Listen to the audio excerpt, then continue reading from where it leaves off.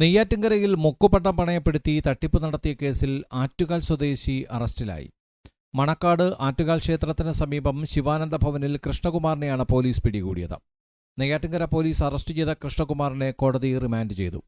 നെയ്യാറ്റിൻകര ആശുപത്രി ജംഗ്ഷനിലെ സ്വകാര്യ പണമിടപാട് സ്ഥാപനത്തിലെത്തിയ കൃഷ്ണകുമാർ ജീവനക്കാരെ കബളിപ്പിച്ച് 70,000 രൂപ തട്ടിയെടുത്തെന്നാണ് പരാതി.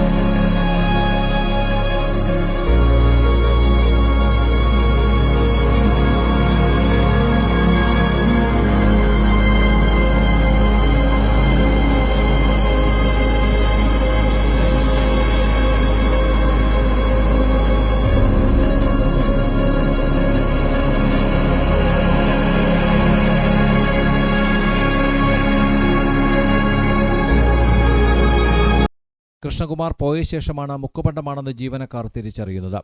കൃഷ്ണകുമാർ പണയം വയ്ക്കാനെത്തിയ CCTV ദൃശ്യങ്ങൾ ഉൾപ്പെടെയാണ് പരാതി നൽകിയിരിക്കുന്നത്. സമാനമായ ഒട്ടേറെ കേസുകളിൽ പ്രതിയാണ് കൃഷ്ണകുമാറെന്നും തിരുവനന്തപുരത്ത് ലോഡ്ജും ആഡംബര വീടുമുണ്ടെന്നും നെയ്യാറ്റിൻകര പോലീസ് പറഞ്ഞു.